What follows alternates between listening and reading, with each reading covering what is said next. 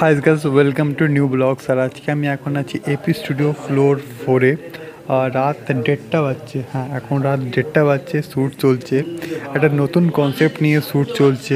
আমি কিছু exclusive video তো শেয়ার করবো, বাট একটা কথা বলবো, রিসেন্টলি একটা শ্যুট চলছে যেটা নিয়ে নতুন কনসেপ্ট নিয়ে। এখন রিসেন্টলি একটা মুভি রিলিজ হয়েছিল শয়তান, মানে বলতে পারি আর মাধবন অজয় দেবগনের যেটা হয়েছিল ওই কনসেপ্ট টাইপে একটা শর্ট ফিল্ম শ্যুট হচ্ছে, ঠিক আছে, আর্ট ফিল্ম টাইপে। তো প্রসন্দাকে তো সবাই চেনে, প্রসন্দার কাজ সবাই দেখছে। ইওর টাইমডিল কলকাতা নিউজে আমি রিলিজ আপডেট করতেই থাকি। বাট একটা সত্যি কথা বলতে গেলে প্রসন্দার সাথে সাথে রশনির কথা বলছি, রশনি ঘোষ আর মায়া। রিসেন্টলি ওদের অ্যাক্টিং তো অডিয়েন্স খুব ভালো পছন্দ রুলস দেখছে। আর একটা কথা বলবো, আমি অনেকের সাথে কাজ করেছি অ্যাজ এ রিপোর্টার, বাট আমি ছোট ছোট জায়গাতে আমি ছোট ছোট অ্যাক্টিংও রোল করছি। বাট একটা কথা বলবো, অ্যাক্টিং করা খুব কঠিন।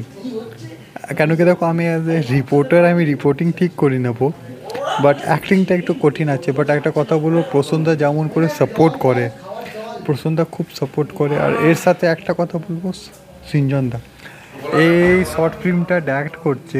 আর রাত 1:30 বাজছে, এখনও অর্ধেক শ্যুট হয়েছে।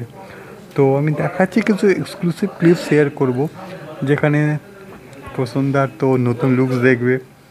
ওর পরে রসনের কিছু এক্সক্লুসিভ কন্টেন্ট আমি দেখাবো। আর মায়া যে একটা নতুন রিপোর্টের রোল করছে। তো চলুন আপনাকে কিছু এক্সক্লুসিভ ক্লিপস তো শেয়ার করবোই। শেয়ার করতে করতে একটা কথা বলবো, থ্যাংক ইউ প্রসন্দা। আর এর সাথে আমি অয়তদাকেও থ্যাংক ইউ বলবো, কেন কি অয়তদাই আমাকে ফার্স্ট অ্যাপ্রোচ করেছিল অ্যাক্টিংয়ে। অ্যাক্টিং পারি না, ইটস ওকে, বাট চেষ্টা করছি। তো দেখি কত দূর যেতে পারি। চলুন আপনাকে এক্সক্লুসিভ ভিডিওগুলো শেয়ার করি। কোথায়? সেলিব্রিটি ব্লগস উইথ নীলে। তো চলুন।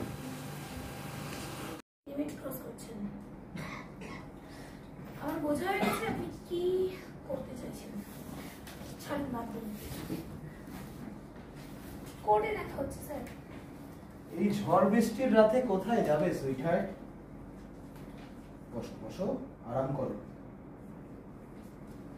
আচ্ছা, একটা কাজ করো তো, এই জলটা খেয়ে। আমি কিছু খাবো না। এই যে জিনিসটা আমার একদম পছন্দ হয় না। না, আরো সব আর প্রথমে সবার এখন কাম অন, জলটা খেয়ে ফেল। আমি খাবো না কিছুতেই। ওহো মৈত্রী, এই না শোনাটা কিন্তু আমার খুব অপছন্দ। না,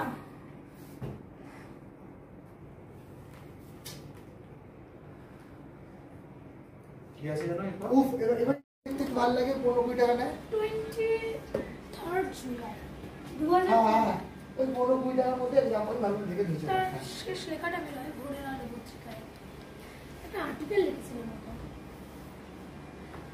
ঠিক তার 1 মাস পরে কোভিডে মারা যান। বন্ধু মহলে খোঁজ খবর নিয়ে জেনেছি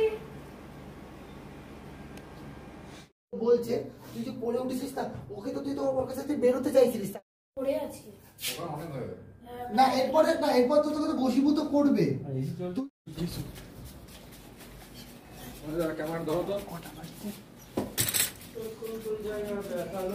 মাত্র আরেক রাতে